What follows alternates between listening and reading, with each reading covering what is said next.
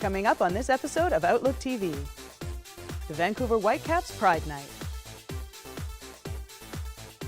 Two-Spirit Pre-Pride Social.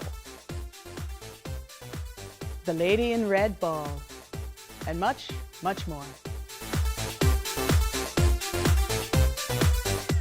Hello and welcome to Outlook TV. I'm Rebecca Wyman. And I'm Angus Pratt. Outlook TV is the queer news magazine show that brings you the stories that matter the most from coast to coast. We're going to kick it off with the Vancouver Whitecaps Pride Night. And it was amazing. Connie Smudge hosted the beer garden out front, and Barb and I walked the flags in. Oh, and those flags, the big rainbow flag was just enormous, and everybody holding up the placards to make the whole thing a sea of rainbows. Very amazing, and great to see professional sports stepping up. It is. Oh my goodness, hi kittens, it's your intrepid reporter, the unstoppable Connie Smudge, right here at BC Place. It is time, my kittens, once again, for the Vancouver Whitecaps. You can play, I can play, let's play proud and loud. I can't wait to show you everybody. You know what I've got up first? I have got the flag bearers, our own Outlook's own Barb Snellgrove and Angus Pratt. My darlings, I want you to come inside. It's way too warm out here for a queen. I'm going to be working my tail off for you today, and I can't wait for you to see all the beautiful Pride rainbow action right here at VWFC.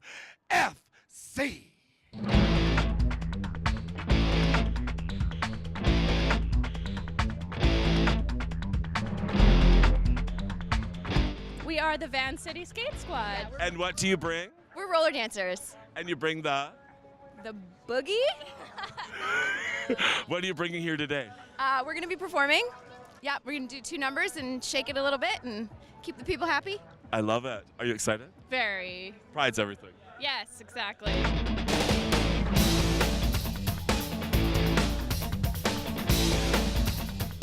I know it takes a village, but tell me what Pride here, BC Place, Vancouver Whitecaps means to you. Pretty much it means community, and you know what, especially in sport, it's not always the easiest to be out and proud, so this is a great opportunity to kind of spread that message throughout the city and throughout the world as well. And you know what, if we can make some athlete out there want to come out or just make themselves feel more comfortable in a sports setting, then we've done our job. So God bless you. My little sweetie, what does pride mean to you here at the Vancouver Whitecaps fabulous game? Yes, I'm backing into you, Hugh. Get over it. I think it makes me incredibly proud to be a part of a club that celebrates diversity and community in Vancouver. Yeah. And bringing people out who might not necessarily feel like they can come out to other games. Hopefully they feel welcome. But I think that's the beauty of a night like this, is that everything is so inclusive, right? And I've been seeing smiles from people that didn't know they were going to smile at me, you know?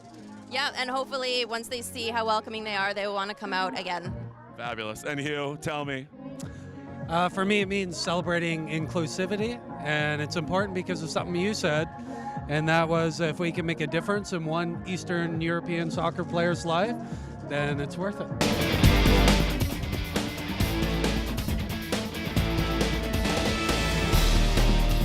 Oh, my darlings, my flag bearer darlings. Oh my gosh, Barb, Angus, is this your second or third year? Tell me. It's our second year. Is it?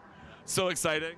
Very, very exciting. Very honored. Very honored. Isn't it honoring? It is honoring, yeah. So we get to walk the team in, and with the rainbow flags and everything, it's pretty exciting. Tell me what it means this year, 2018.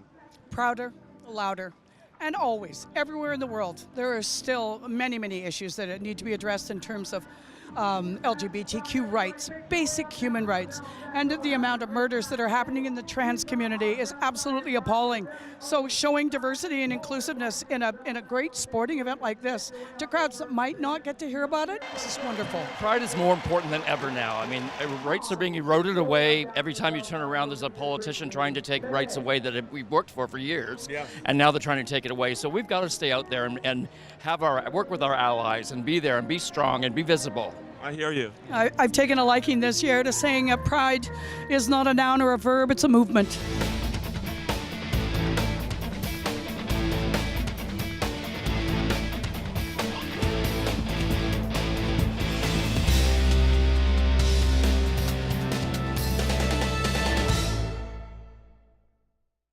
Let's do a little more Vancouver Pride coverage. How about the Proclamation?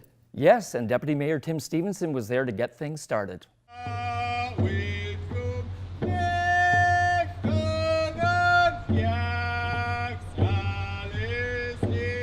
This is the very site that some of those very first protests here in the city were held.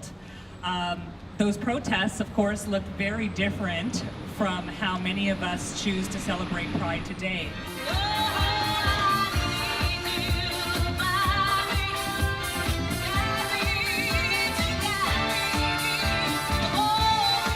Now, therefore, I, Tim Stevenson, on behalf of Gregor Robertson, Mayor of the City of Vancouver, do hereby proclaim the period from July 30th, today, to August 5th, 2018, as 2018 Pride Week.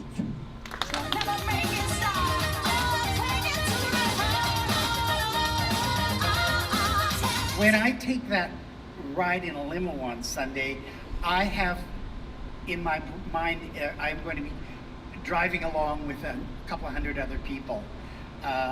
It's a humbling and deep honor for me to be in front of you today and to be in the parade on Sunday. But you'll never know me every day. In the early, mid-'80s, '90s, we lost a great number of our members to the epidemic of HIV and AIDS, but we did strive. And it's for those people today that I stand here. To me, this is what Pride is all about, and it's representing my elders that have come before me. Hi, hi.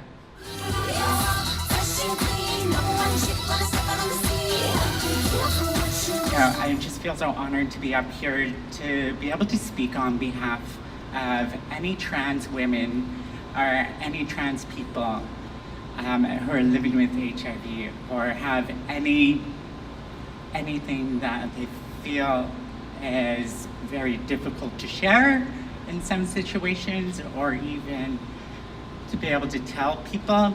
What it means for Be You is it's sort of like words of encouragement on vulnerability, and that's a lot of what makes sense for A Mile Under Moccasins, because it's people opening up about their lives, being true to themselves and sharing that truth with you. And in that sharing, there's a lot of power, there's a lot of beauty, there's a lot of support that can come from it. So I encourage you as well to be you, not just this Pride, but generally throughout your lives. A lot of great things can come from it. We're going to have to take a little break now. Yes, we need a little break before we dive into all of these Pride celebrations. Pride, Pride, Pride. Pride, Pride, Pride. Stay with us. Hi, I'm Tree, bartender at Stonewall, the original from day one till now. And I'm still working there, so come visit me. And I want to say hello to everybody that watches OutlookTV.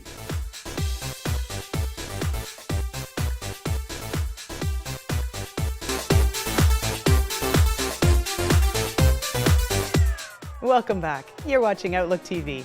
And we got things started at the Pride Premier event this year in front of the Art Gallery in the new plaza. Oh, it's such a beautiful plaza, too. It sure is. As the 40th anniversary of Vancouver Pride celebrations get underway, we're here at the first event of the week at Pride Premier. Let's find out what it's all about.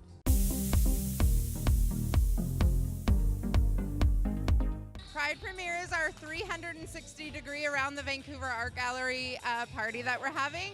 So outdoor dance party with a main stage, drag competition, and then a silent disco going till midnight, licensed area, community groups, all sorts of activities.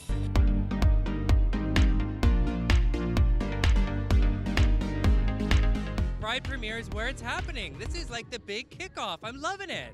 We have done extensive community consultation, and one of the critiques is that we do a lot of our events in the West End where we kind of feel safe. So this is a downtown event where we have all of our queer community groups doing educational games and sharing resources, kind of like a Queer 101 for the downtown crowd and tourists. On your heels, because I know exactly what we need. Give him a closer look, Maiden. We're hosting the public disco. Yeah. And what does that entail, hosting the public disco? Yeah, so there's going to be a whole bunch of really cool events happening at the main stage tonight. There's going to be a fashion competition, and then there's going to be main stage drag show, and then there's also going to be music played all night.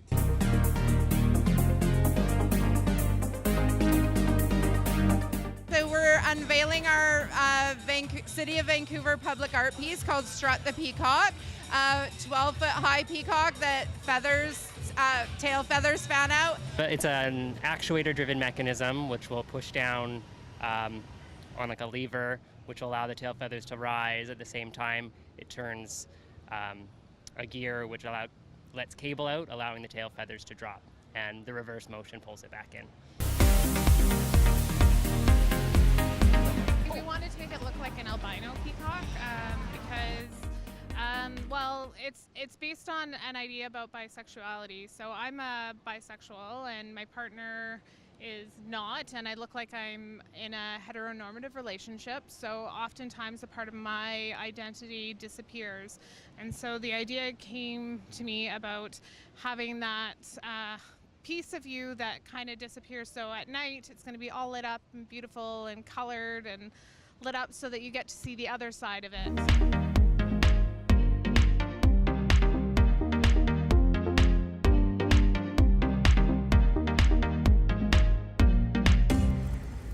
Continuing on with our Vancouver Pride coverage, let's go to the two-spirited pre-Pride social. Yes, I understand Ollie was there to get you all the details.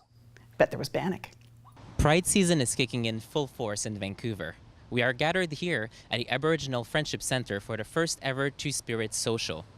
This event has been created by the Two-Spirit community, the City of Vancouver, and the Vancouver Park Board to create conversations around reconciliation during Pride season.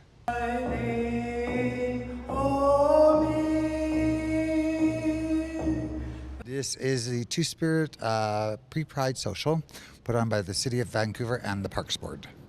Fantastic. So what will you be doing here tonight? I'm just emceeing.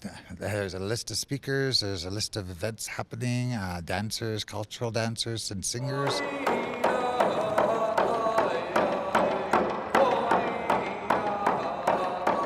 We're not just simply a 2+ add-on in the LGBT continuum. We're Indigenous. We have our own languages and we're distinct culturally, and we have words for Two-Spirit in our own languages. We are very much a part of everything here, the land and the voice, and that needs to be recognized. And extremely important, especially in the time of reconciliation, time to take up space and take our place.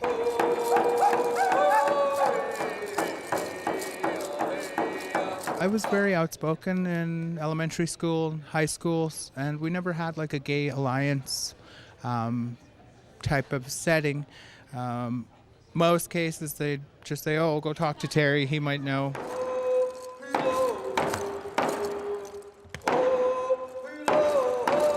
Hopefully the outcome of all of this would be more role models and positive role models, like guiding people in the right direction so that they're not lost in the downtown east side or they're not lost on Davie Street. And those are the kids that people either just gave up on or they had no real support there. I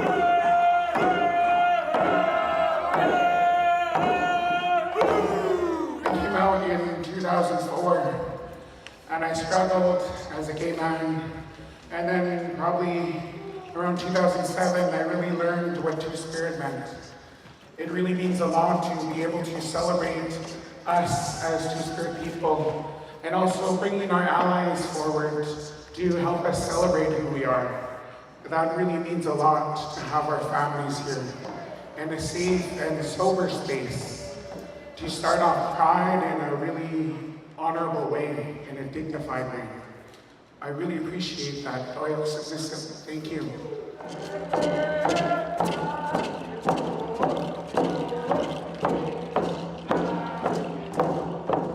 For Outlook TV, this is Ollie at Aboriginal Friendship Center.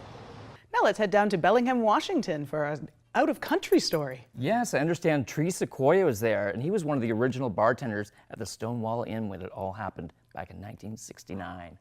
The original Stonewall was a burnt-out bar called Bonnie's Stonewall Inn. Mafia came in, they didn't fix anything. They just painted over the burn marks and everything, black ceiling, floor, walls, and opened the doors to a lot of money. We were in there having a good time when the cops came in. We knew they came in when somebody screamed out, "My husband's a cop!" And we knew something was going on, and then we heard screaming and pushing because the nail salon where it is today is the bar. Where the bar is today was the dance floor. There was an arch. So we went in from one side to the other. We signed a book. I was Fenwick Fingernail. People would write, you know, Mary Dugan, whatever they were. Now, in those days, if you didn't know where a gay bar was, you never went to one, because it was against the law to serve a homosexual alcohol. And Uncle Mafia knew that, and they opened up gay bars. It was $1 to get in, and the drinks were a little more expensive, and they made a lot of money. They liked us, but they didn't understand us. I worked for Harry the Horse, Frankie Shades, and Fat Tony at one bar. I worked for Benny Keys, Joe the Wop, and Petey Flam at another bar. And they were a lot of fun. They treated us real well. There were raids constantly every bar. But it was not a raid for homosexuality. They couldn't care less if we were gay. They came in because they knew how much money that bar was making. They raided the bar. That was their way of telling them, next week, the envelope has to be bigger. Now, the Stonewall raid was different because it was raided by police headquarters. They were after the mafia bosses, laundering money, no license, and they found one of their associates down by the pier, a little under the weather. So they raided the bar, and they came in nasty. Normally, the 6th precinct would come in and go, okay, girls, line up. And we'd line up. These guys came in, they threw drugs on the floor, said, step on that, that's yours. They were pushing people, slapping people. And they accidentally hit this very nice young man with a mustache named Stormy DeLevere. If you look up Stormy, she was the premier lesbian of New York City with a full mustache. Well, it took 2 cops to pull her off the cop. She was bashing his face in. And that's what started some of the melee. We started throwing bottles and chairs. So my friend Frankie, we call him Bubbles, and Charlie, we knew where the plywood wall was that was hiding one of the entrances. We pushed that on the side. We went out with a bunch of people. They did let a lot of people out that had proper ID on them, but they kept lesbians as men, drag queens, the owners, a few customers that had no ID on them. And we were outside. A high heel did not break a window. They said somebody threw a high heel and broke it. It was a rock. They keep saying it was Marsha B. Johnson, but I don't remember, honestly, because we were having fun. According to the movie Stonewall, if anybody saw it, it's one of the worst things I've ever seen. They have people squirting lighter fluid in the cracks of the walls. Name somebody you knew carried lighter fluid. We lit the garbage cans in the area and threw them through the open windows. We set a police car on fire. 2 people pulled a parking meter out of the ground by doing this for about 10 minutes, used it as a battering ram to knock the doors down. The cops put tables and chairs together because we were throwing everything we could find. Right across the street's a park, so of course you're going to find rocks and cobblestone. The 6th precinct kept saying we're too busy, but then when you set a bar on fire with police in it, the other cops have to come to their aid. And that's when the riot squad came. The 69 raid was the beginning. We had no idea. We were just having so much fun throwing rocks, bottles, haunting the cops, shaking paddy wagons. In fact, one of the paddy wagons had a lock like this. We hit the lock, the doors open, everybody ran up the block, they were scattering. And the neighbors on the block and the stores, there was like 5 or 6 stores, let the gay people in their store and said, you can't come in and arrest these people. So what do you think is important for kids today to know about our history from before?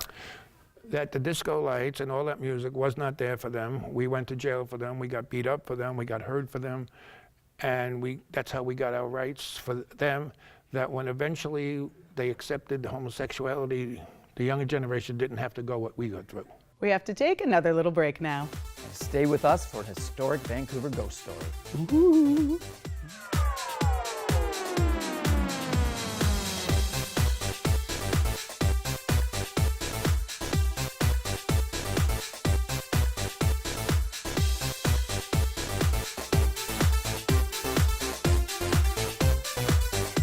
Welcome back. You're watching Outlook TV.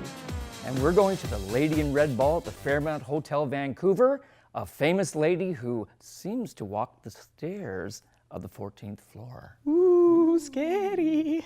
We're at the fabulous Fairmont Hotel, Vancouver for the first ever Lady in Red Pride Ball. Come join us. It's our first Lady in Red Ball. first time Fairmont has ever been marching in a parade together, all 4 properties. I want to kick it off in the right way. Yeah, so I'm emceeing this fantastic event as a Fairmont ambassador. This is actually my first official event with them. It's super exciting. For me, this is also basically the kickoff to my insane Pride Week that I have ahead of me. So it's a very beautiful way to start. Get to wear a gown, raise money for charity. I'll be performing a couple numbers by myself, and then I also get to perform with my Brat Pack sisters.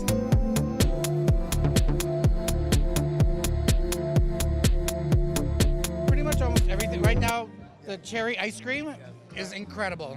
I'm going to have to say the carrot. The carrot gelato or whatever it is actually very good. Yeah. I keep floating between entrees and dessert, but I'm sticking with the ice cream right now. So tonight we're going to be doing a little improvisation. There's a little bit of structure and it's kind of task-based.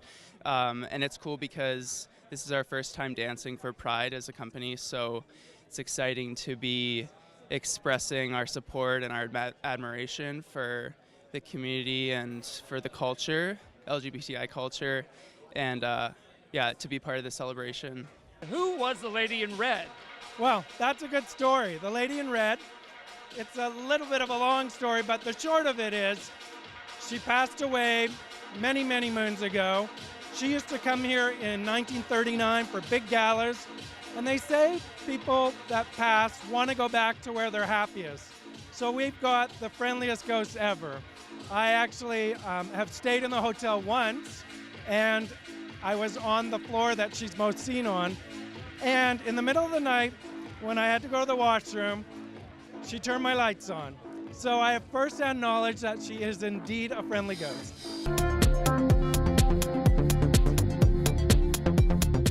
We could not be more honored to be the beneficiary of this evening, this first ever Lady in Red Ball.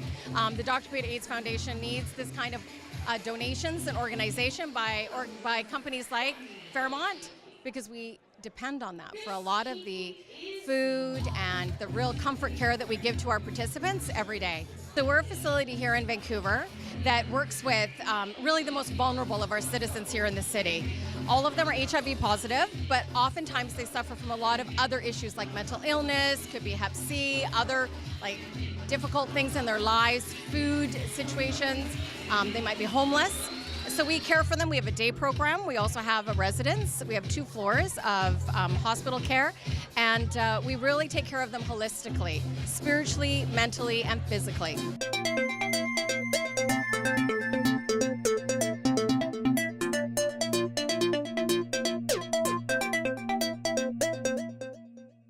Let's get a little sportsy now, shall we? Sure. I heard Ollie was covering the Ultimate Tournament. Ooh, Ultimate Frisbee. Such fun. The second annual Pride Ultimate Tournament is happening here today at Livingstone Park. The event, created by Rain City Ultimate Club, has been created to unify the LGBTQ2S+ community, to meet new people, and to celebrate Pride.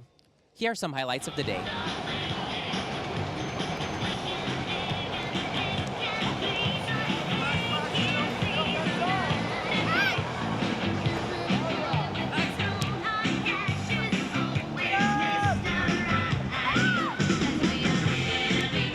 Ultimate Frisbee is a super chill, really fun sport that's kind of part football, kind of part soccer, 100% fun. It's played with the disc. You can pass it up the line. You want to score in an end zone. Once you catch the disc, you can't run. So it's all about passing to your teammates, running around. It's all teamwork, and it's so much fun.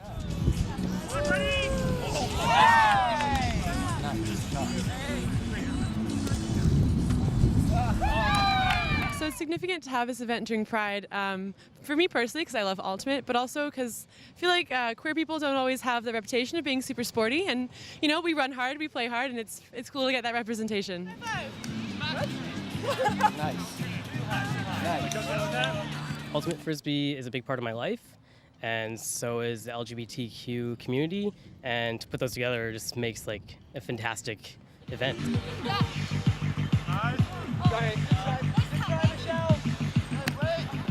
A lot of fun people here. And I feel like for some folks who may have felt more like marginalized in sports by like hyper masculinity. I feel like you don't get as much of that in Ultimate. It's more like we're out here to have fun, and there aren't any referees. It's like if there is a foul, you call it and you stop and have a conversation.